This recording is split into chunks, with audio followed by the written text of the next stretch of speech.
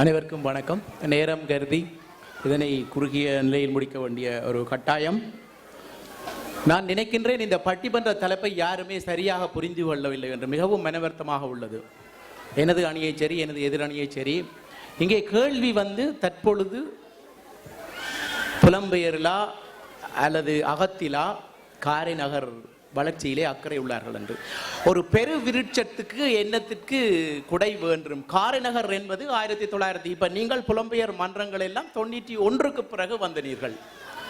நண்பன் நந்தன் அவர்கள் தண்ணீரை பற்றி கதைத்தீர்கள். எங்களுக்கு 40,000 சனத்துக்கு முன்னர் நாங்கள் புன்னாலை பாலத்தை தாண்டியதில்லை. நாங்கள் உங்களிடம் தண்ணி கேட்கவில்லை, தண்ணி இருக்கின்றது. அதற்கு அங்கே நாங்கள் என்ன செய்யலாம் என்று நீங்கள் எடுத்து கூறினால் நான் அதை ஒத்துக்கொண்டிருப்பேன். ஆனால் தண்ணீரை நீங்கள் வெளியில் இருந்து கொண்டு வாரீர்கள்.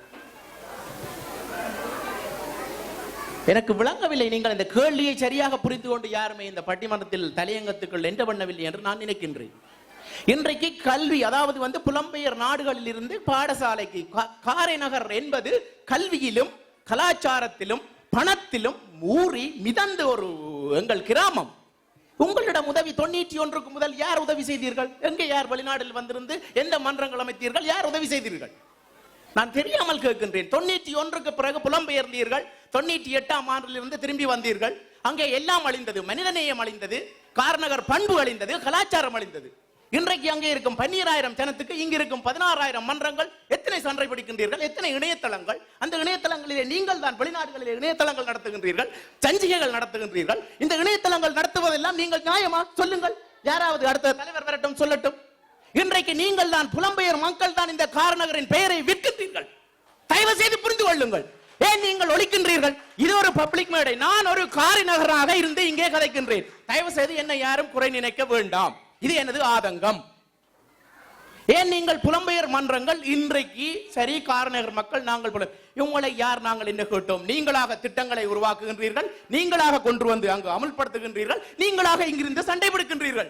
உங்களுக்குள் ஒரு தீர்மானத்துக்கு வருவதற்கு உங்களுக்கு ஒற்றுமை இல்லை. மேடைக்கு மேடை தலைவர்கள் வருகிறீர்கள், அந்த தலைவர் இவரெல்லாம் ஒற்றுமையை பற்றி பேசுகின்றீர்கள். இதில் யார் இருந்து கதைப்பதற்கு தயாராக இருக்கின்றீர்கள்? ஏன் உங்கள் உண்மையை நெஞ்சை துறந்து சொல்லுங்கள். அதை விட்டு தலையங்கத்தை விட்டு எல்லாம் போகிறீர்களே. சொரை, நான் இது ஆதங்கத்தை இங்கே கொட்டி தீர்க்கத்தான் என்று வந்தேன். ஏனென்று சொன்னால் இன்றைக்கு காரைநகர் படும்பாடு அகத்தில் அல்ல புலத்தில் உள்ள உங்களால் தான் என்று சொல்லி நான் உங்கள் 4 பேரும் மேலுமே ஒட்டுமொத்த பழியை போடுகின்றேன். உண்மையாக சொல்லுகின்றேன்.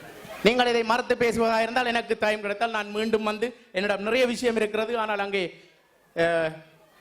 உங்களது நேரம் கருதி ஒன்று சொல்லுகின்றேன். இங்கே தாயிற் சிறந்த தயாவான தத்துவனே, மாசற்ற சோதி மலர்ந்த மலச்சுடரே, எங்களோடு தான் திரும்பி லண்டனுக்கு வர வேண்டும். தீர்ப்பை வடிவாக கொடுங்கள். காரணம் என்னவென்று